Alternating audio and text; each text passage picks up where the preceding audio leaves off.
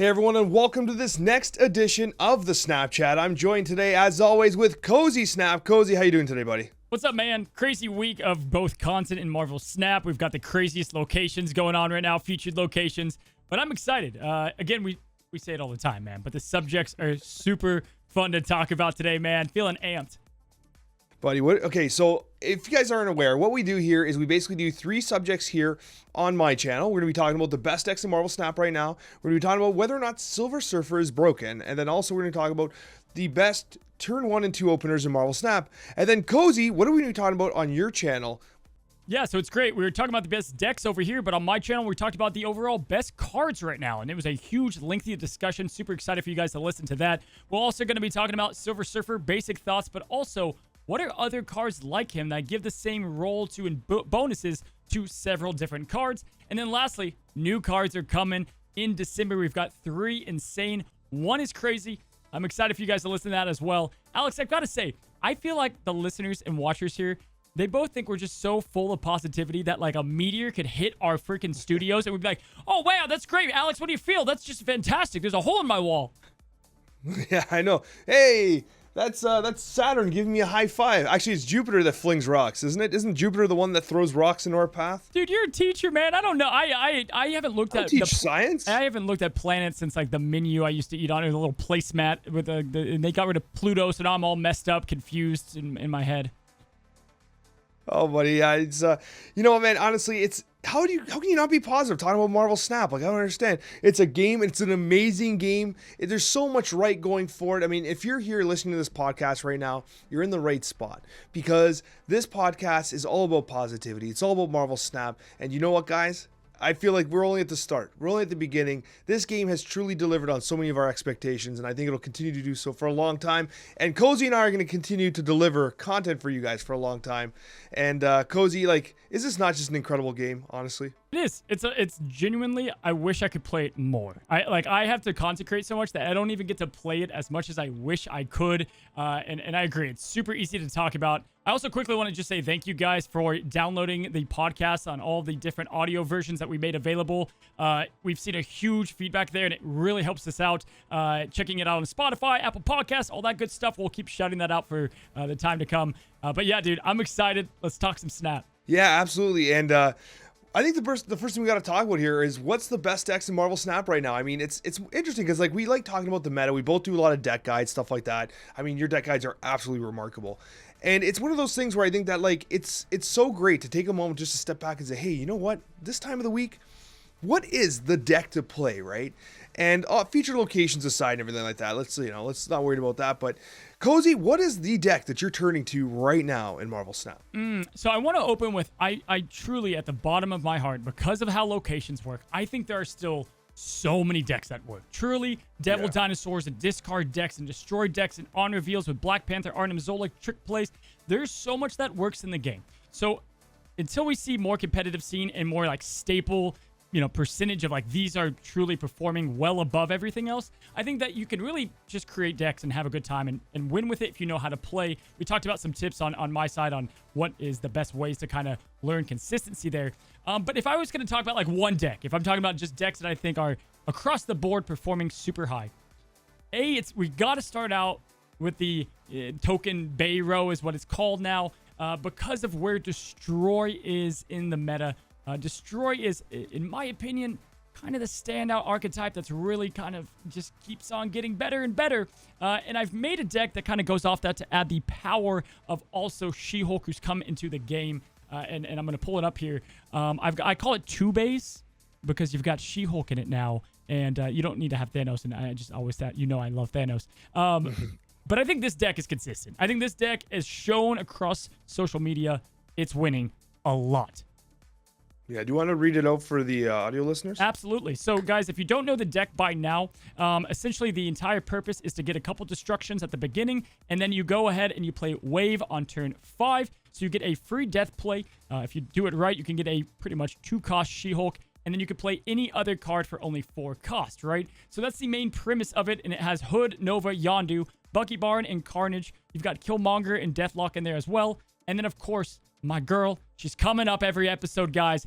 Arrow. Every episode. Every episode, I have to, guys. I'm paid by the National Arrow Foundation. But you have Arrow to disrupt what they're doing, playing Death on the other lane. This one's been super consistent. I've got a couple other decks, but if you want one for like truly like free cubes, easy infinite, it'd be this one.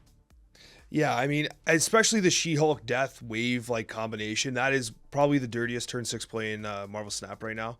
It's so much. Like I did a list like this too in my recent Bills of the Week video, and like decks of the week, I should say.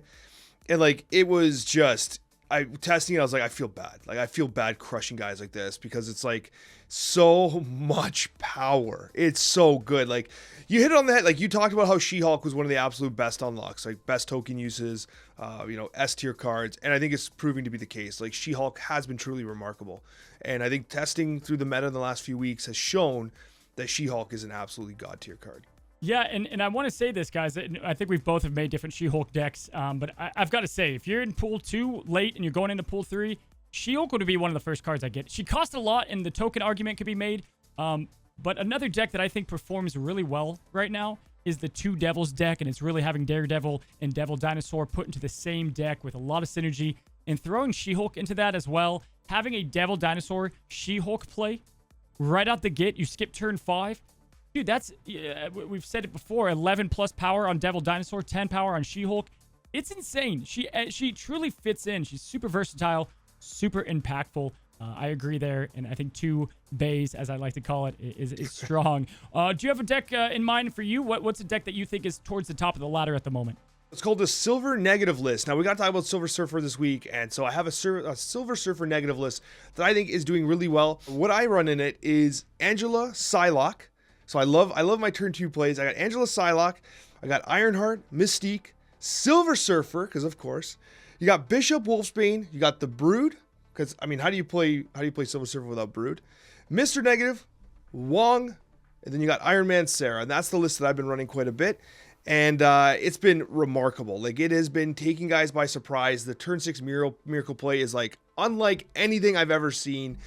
It's just so good. Like basically you have the Silver Surfer proccing all the 3s with the Iron Man. It's like, it's too much. You also get the versatility of using Mystique with the Iron Man and then also hitting Mystique for 3. Like it is just so broken. When you play that on turn 6, the enemy's like, I got this guy. There's no way he wins. And then all of a sudden you're like, boom, boom. And like his whole game just explodes in his face. And like, it is probably one of the most oppressive decks I've seen in a while. Like it is a little consistent on draws, but that's negative, man. That's negative. You got to have the draws. But like really, if you're really trying to get cubes, Silver Surfer Negative is just so good. You got to have the patience for the not pulling negative and tilting and wanting to smash your keyboard. But other than that, it's so good. I think last week on winners and losers of the patch, you had Mr. Negative as a loser, and then Silver Surfer just boop instantly skyrocketed his value, because who would have predicted, right? Just the 3 costs greatness coming out. Serotonin, I love following meta decks. It's one of my favorite things to do. Serotonin negative decks is what they were called. Were consistent for a long time. Beta, even post beta. Then they went down a lot. They went down a ton, like we were talking about with Mr. Negative. And you're right, dude. I had to move on from playing this deck because it was like, okay, I see what it does. It's great. It's fantastic, right? And then I talked about it a bit, but Absorbing Man is in my build because it just gives you an out if you don't get the right cards. You're like, okay, I'll just play Silver Surfer and Absorbing Man, on turn 6 if I have to as well. And then it's also 3-4 for Mr. Negative. I agree. Super strong deck. I want to talk more about maybe some of the decks that I use Silver in as well when we get to our second subject. But yes, love it. It's insane, and definitely up there for mine. I've got one there too. Is there any other decks that stand out to you? Okay, I'm gonna bring up something that I've talked about multiple times, and I need your opinion on it. So I need to talk about Papa Thanos for a sec.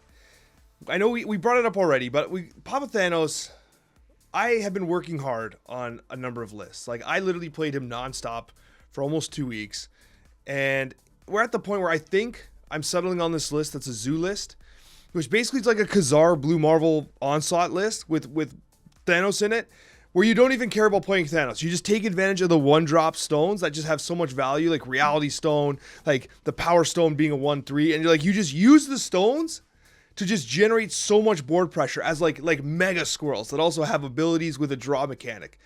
And it has been by far the most consistent of all the Thanos decks. Literally a zoo list that looks like a Pool 1 zoo list with Thanos just drawing cards, throwing down cards on the board, and just buffing them with Kazar, Onslaught, Blue Marvel.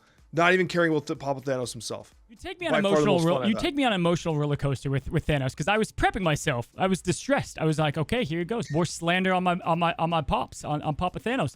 But then you kind of built him up, and I'm like, okay, I like it. I love him, guys. I love him. I've already gotten a couple. I love Thanos. You can see I play the heck out of him. You can see just from my splits here. By the way, look at the stones with the splits. They look nice, with the last border. The art's unbelievable. Unbelievable. If you guys, the audio listeners, just imagine the coolest thing you can think of. So essentially, Thanos, here's the deal. I do like him in Zoo List, sure. I never use it. And I'll say the way I use Thanos and why you're instantly getting 6 extra 1 cost cards, so I agree. Like, Zoo List is fantastic, especially outside of Pool 3. Definitely, I think my brother plays this game, and he loves that as well. He does the Zoo List. Yeah.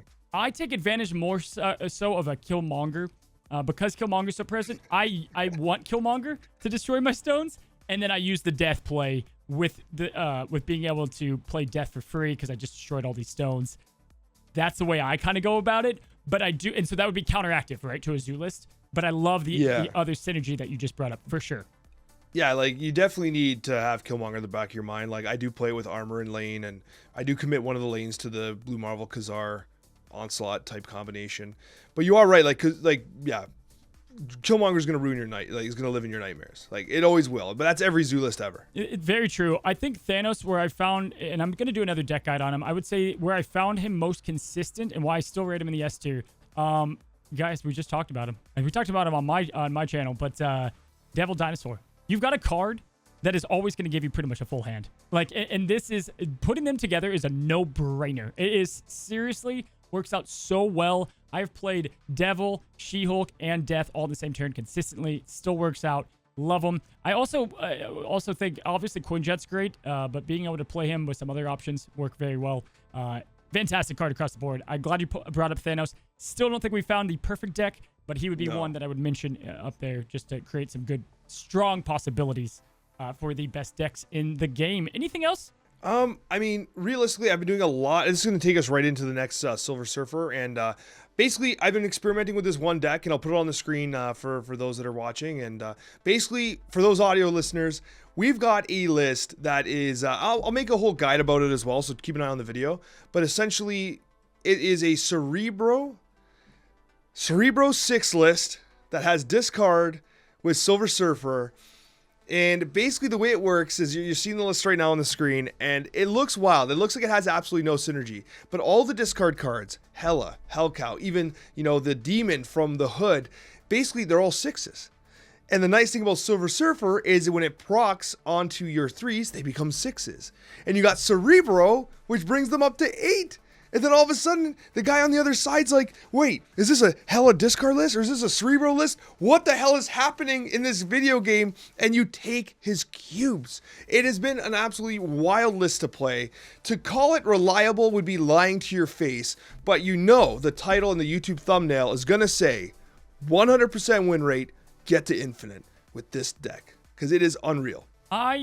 What you just brought up about that deck, the thing I like about it the most, easily, is that it throws your opponent off. Love it. Invisible Woman alone in any deck, just period, I do that just because people are like, oh, it's Hela. And then I'm like, no, it's not. It's a Kingpin Arrow deck. What's up? Right? So I agree. I love that. I truly, though, Alex, if I'm being honest, I'm going to be honest, buddy. I think you just wanted another reason. You wanted another reason. You just wanted to play her again. You just wanted to Had to. You could give me the guilt and the constant, words on Arrow. But I'm gonna give it back on Captain Marvel. She's your girl, man. You know it. You know it, guys. I'm gonna expose Alex here for a second. We're friends and we talk, and I'm like, how's your day? He's like, it was okay. It got a lot better though. I'm like, oh, why? I go, why did it get better, Alex? And this is what he shows me. I actually happen to have it in my shop. You're not gonna believe this. Nope, shop's refreshed by the time I did this. Big sad. Big sad. The Captain Marvel variant he bought changed his day. By the way, audio listeners, we're talking about Captain Marvel. Did it not change your day? The Archer one. Did it not just change your day? It did. Like, I bought the Archer variant, and it was absolutely remarkable. I absolutely love it so much. And it was like one of those situations where I'm like, yeah, buying this variant actually makes my day better. It's so good. It's so good. I'll throw it on the screen for those that are interested in seeing it there. It is just so spicy. It's absolutely beautiful. It's basically Captain Marvel standing stoically. That's basically what it is. That's all you need, right? And because we're here, I'm actually going to see my token shop live. I just want to quickly see, like, why not, right? Alex, Yeah. I've been waiting for one card. I want Bost fast. I want her. What do you think I got? Just throw it out there. What do you think? Give me some juju. You got Coulson. I'll take Coulson. Okay. Next subject. Helicarrier. Big sad. Okay, well, there goes my night, guys, because before that was Ghost Rider variant, and I'm going to go cry after this podcast. Let's go to... Yeah, but at least in the morning, you'll get the Namor variant. Yeah, hey, glass half full, Alex. Glass half full. And you know what? I'm saving up. I'm saving for Noel anyway, okay? I finally got 57. I'm saving. I do want Coulson badly. I actually had to pass up on him because I don't buy Series 4 unless I really want them. I have Galactus pinned right now, and I don't know how I feel about it. Really? I would buy for the content, I think, but it's I don't think I'd use them outside of making a couple videos, like, consistently. Yeah, that's kind of how I feel too. So I might pass on him, honestly, especially with the new ones coming. Well, I called out, I think he's easy to see coming, like, kind of like Destroyer. Yeah, he definitely is. So I think some of the other decks I'm going to talk about anyway for best decks currently are Silver Surfer ones that I'm using because they're working phenomenally. Do we want to move to, is Silver Surfer broken, Alex? Broken. Yes. I mean, let's talk about it because, I mean, we did have a bunch of deck lists with Silver Surfer in it. And the honest truth is that I think it's an absolutely fantastic card. And the question becomes, Cozy, and this is a very interesting discussion. Okay, first, I don't want to split this up, but I want to talk about, first of all, is the card actually as good as we say it is? Because I think it is. And the other side is the ethics of releasing a very, very good card in the battle pass that you got to pay for. Things get a little interesting now, right? We haven't had this situation yet because every other card in the battle pass, I mean, one could make the argument Daredevil was close to this. But, like, if you release a card in the battle pass that is, like, absolutely incredible, that's a paywall. And then suddenly there's a pay to win argument that could be made. There is. We don't want that. I don't think Silver Surfer's there, but it, like, grazes against that conversation of, like, damn, this card's actually really good and you got to pay for it. Okay, I like the subject. I think Wave was the first pass, and that was like, okay, that was a must. And then what we had, Daredevil is up there, and then they threw us like Nick Fury and like pass. Nick Fury. Not great. Both yes and no. Is it the best card we've probably had in the season pass? Yes, definitely in launch, right? Miles Morales, Black Panther fit in the archetypes that they were in. He's way more versatile, right? Which is a good thing because, pool 1, 2, and 3 can all use them. It's a bad thing because you have to pay for it as a season pass, and that's definitely, I guess, a bit frowned upon. And I understand that. I think where I come from, especially where I'm thinking is, again, guys, I'm sorry, you can hate me in the comments. This game's got to get funded somehow, and I'm not saying they put the best breaking cards in this game.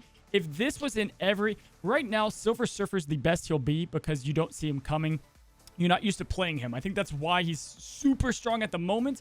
Once everything settles, I want to see where he kind of, like, same as Black Panther Arnhem was at a, and now it's a bit more predictable. Yeah, for if you sure. see Black Panther by himself in a lane, you retreat or you do the calculations, right? It's done. So I want to see flush out, but I think really the ultimate side against this is I want the game to get funded, but I would say I think that it's fine. I think right now Marvel Snap has so many playable decks that it as long as it wasn't like this is the best deck no matter what, which I do think that the version with Boss it is way up there. It is actually borderline probably going to get fixed, and that's probably more embossed than the Silver Surfer. But I think there's plenty of cards to play, man. There's plenty of decks to go against this deck. There's plenty of ways to counter it. I do agree, do we have, but then do you only release like B tier cards, C tier cards? I don't know. I don't. It's hard. It's a hard thing to answer because, like, you're right. Like, you want the card to be good because you want it to be, like, exciting. You want it to be, like, defining of the meta of some ways. But if it's too damn good, yes, it comes out months later for the free to play. Yes, that's fine. But, like, for those few months, if this card's like broken, then, like, those free to play players are gonna be pissed.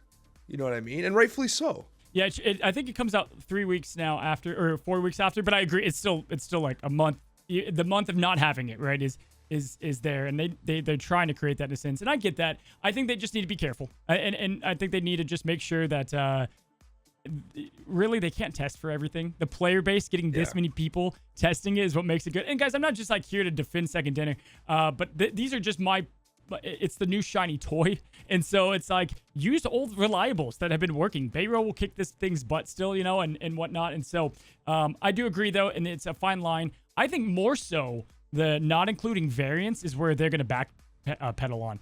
Titles are fun. Yeah. I think titles are great. They're really cheeky. But dude, two things. This is the only way free to play people are getting variants anyway. Yes, it could be a Quicksilver worthless one, but at least you're getting them, okay? And then number two, the one that I was kind of just let down by, I love that they added card backs. They have 2 now in there. Awesome, right? But the goal to reach infinite typically is to get something that says, hey, I've reached infinite. Check it out. They've got to put the card back as a minimum in infinite every season. That to make it a title like Galactus is whatever. I was bummed about all those changes. I think they'll fix them. Yeah, that's an interesting point. I think that like for me, titles don't really mount to too much. I mean, I have the title I Whine on the Internet, so I mean it's perfect for me. I'll never change it. I think Ben Brode actually intentionally put that into my collections track. But anyways, the truth of the matter though is that like, yeah, like it's so tricky. Like I mean, you really need a genuine you need it like a trophy for getting to infinite, like something that you kind of really show off, and that's what those card backs were. And I think that the people that get to infinite deserve that much. Like they deserve like that high five, like hell yeah, man, you did it. But at the same time, like it kind of feels bad, like if those are completely exclusive to getting to infinite, like so when in Hearthstone you had like the legend card back, right? And as long as you got there at least once, you achieved that card back just as a flex. But at any point in time, if you ever got to legend, you unlocked that card back. So we're in a bit of a situation where like those card backs, I mean, that's amazing art. It's amazing good work from the art team, and they're beautiful, but like gating them behind like the highest skill level kind of feels bad too. Like we're not even talking about what we were originally supposed to be talking about, but like it is an interesting discussion, isn't it? Like I don't know how I feel about it. Like to make those card backs purely exclusive to just getting to infinite. Here's the short answer. Is that okay? I think the short answer is because I'm sorry. Listen, I know that like participation badges go out now. Like I think that there needs to be like, yeah, then hey, get better at the game. Like get the card, but they need to add it to 50. They need to add another great looking card. I think they did that for the Shield and Hydra season. There was an Agent Shield one at 50, and there was a Hydra one at Infinite, and that was a great balance because you get then getting to 50. If you play the game, you could pretty much get there, right? I mean, for the most part, if you get the core understandings down. I do think there needs to be something cool for or maybe even making the border around the avatar just for that season glow purple. Something that says like I'm an infinite. Idea. Yeah, like something like that. I think I agree. But people should be rewarded if they get high. I would be on, but I think that there needs to be tiers, right? I don't want a mystery variant again of like Domino Wasp. Or whatever. Yeah, Wasp, exactly. Domino variant's actually pretty cool. One thing that's worth noting though that we're kind of underselling is they actually added that like Galaxy card back for free to the Battle Pass though. So perhaps they took the one they were going to give away to Infinite and they put it for free in the Battle Pass, and maybe we're actually missing that. So I mean that's good. Like that's good. However, it says Marvel Snap over there, and it kind of feels like more of the default option, which like. Does that make sense? Like the Shield one didn't have the big logo of Marvel Snap, but yes, I agree. Yeah. I agree, but I want there to be the same. Guys, we're gonna have probably comments split here on the YouTube side of things on what stance you are. I don't think there's like a firm answer, on either. But yeah, I do think that the thing they are great at is listening to feedback, and they'll make sure that they get this right. I'm not worried about it until they prove me wrong. But hey, glad we did our second subject. We have a third and fourth subject. Do you want to talk about Silver Surfer being broken, bud? Yeah, I mean, that's kind of how we ended up stumbling into this. I do think that Silver Surfer is extremely strong. I don't think he's broken. I do think that Sarah is broken with Silver Surfer, which is exactly what we're probably going to have a conversation about on your channel. Because if you think about that turn 6 miracle play, playing 3 2 drops because they've been discounted. It's actually 3 drops, but it's an amazing card. I think that Silver Surfer is amazing. I mean, I think it's up there in terms of power level. It's close to being broken. It's close. Like, I've hit absolutely insane wombo combos. It's so close, Cozy. Cozy, what do you give it from 1 to 10? Silver Surfer? Yeah. An 8.5.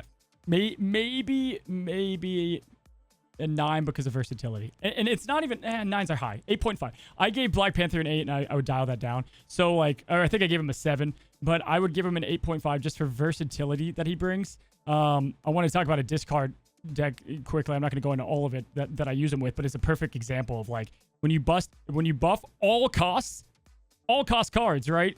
You can just make so much work across the board. Yeah, no, 100%. I'd like to see this list. Is that the list you got up there? Yeah, so this is one that I would say is very consistent, hard to play at first, but it is a discard one. I put it in my Silver Surfer deck guide, and essentially, guys, it's the same as Lockjaw, where you have the rotations of discarding cards, but you take out a lot of key winners. Swarm is gone. Calling Wing. I got rid of Dracula, which you could put those in. But Moon Knight, Lady Sif, Gambit, and Swordmaster are all 3-cost cards. All 3. If you're listening to this, those are the 3-cost cards that I would go ahead and boost up.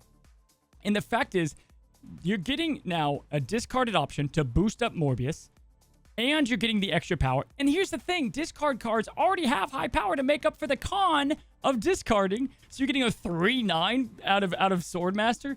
And then if you add to that as well, okay, let's say they get rid of Silver Surfer, still reliable. You can do Mystique in the Wong combo combined with Gambit to get rid of their entire board, or Mystique and Morbius also is double discard power-ups, and you hide it all behind Invisible Woman so they don't know what you're doing, either the Wong combo or the discard combo. This is the deck I'll be taking to Infinite. I actually like this list a lot. I also really respect that you're committed to that Dan Hip variant of the Apocalypse.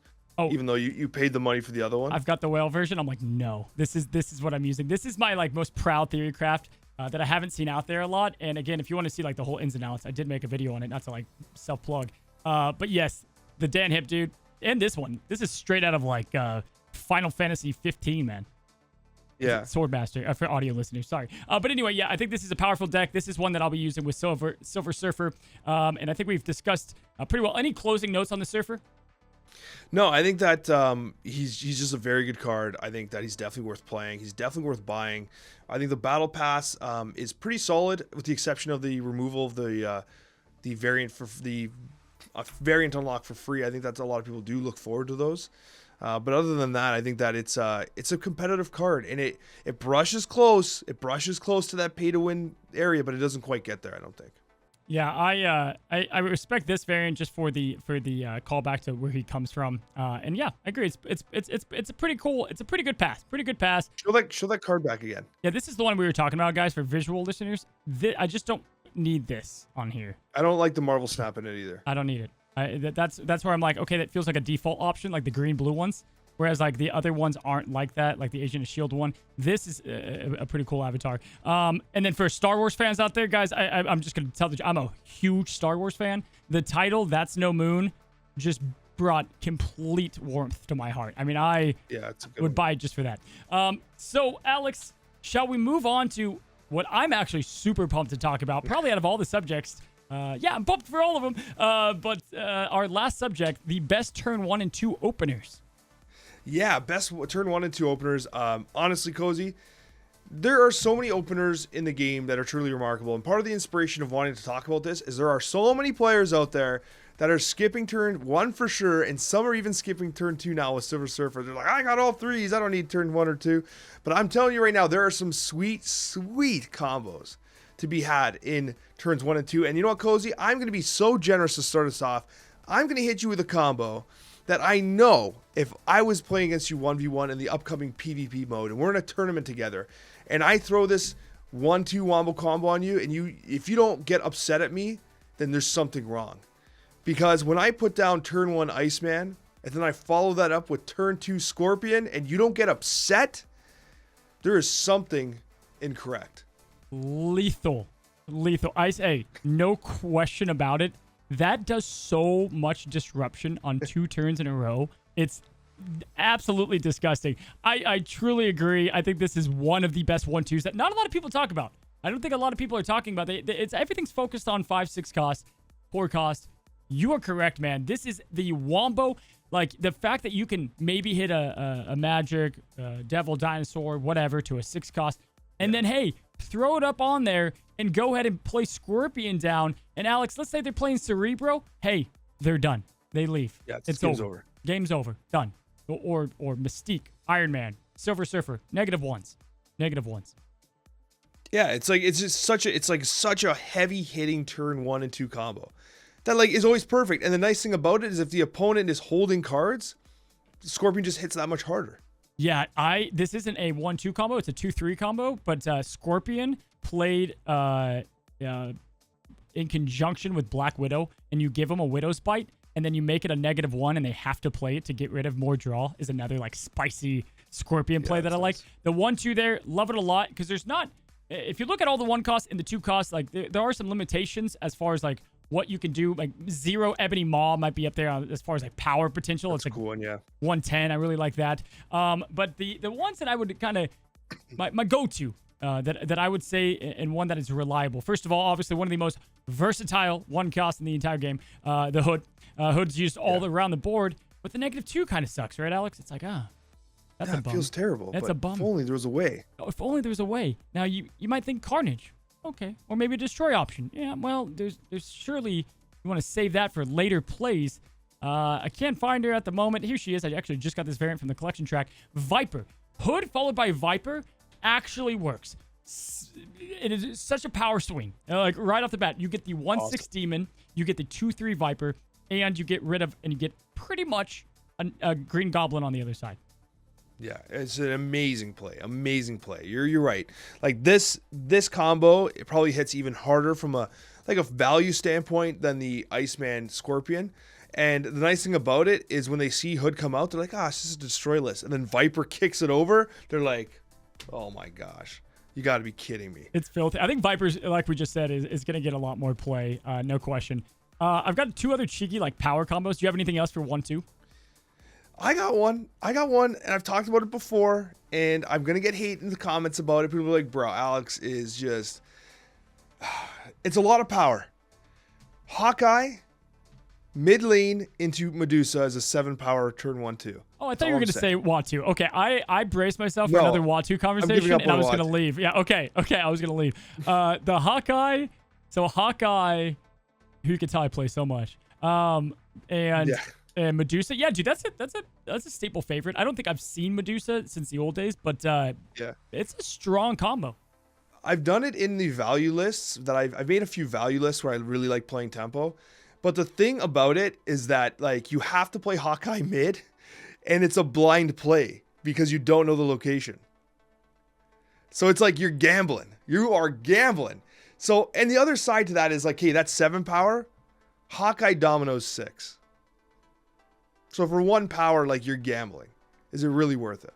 Yeah, but at least you're not snapping then. So if it's like a 1 cube, like if you get space thrown, like some days it's just not your day, or you just need to be like, all right, I wasn't meant to win this one. And at least it's the second turn reveal gamble. But yeah, it's always spicy. That's definitely a staple. The other 2 that I'll say, both of these are definitely not as like you can throw them in any deck. They're not. I'm just gonna open up with that. Again, to touch on 0 at 1-3 that disables an ability to Ebony Maw is filthy. That's 10 power. Opening move, 10 power that you can build on. Broken. However, 2 other cheeky ones I like. I love to play and this one's, again, they don't all work. Time Stone Thanos into a 3-cost card is one of my new favorite staples. Time Stone Lockjaw, Time Stone Bishop, both of those busted. Incredible. I also think that a very strong opening that you can't do right away, it'd be by turn 3, but getting any move card out there and then follow that up with, seriously, it's pretty much just Nightcrawler, Iron Fist, Human Torch, move Nightcrawler, Miles Morales. It's just all of a sudden, it's just like awesome. Giant power on the board. So I like that too. Those are going to be my favorite 1 and 2s and my staples. We missed a couple, but those I would say argue are the strongest from the list. You know what else I really love? This has got to be my absolute favorite. Hit me. Cozy, you ready? I just realized this deck. Blade into discard hella. Played into disc. Oh, that is, if you want a way to not only feel good, but give cubes and donate to the poor, which again, Alex is great at that. If it's Christmas Great time, at it. it's the giving season. All right. And there's nothing more given right there than. Because you basically tell them straight up, like, my game's over, snap. And then they snap and you snap back.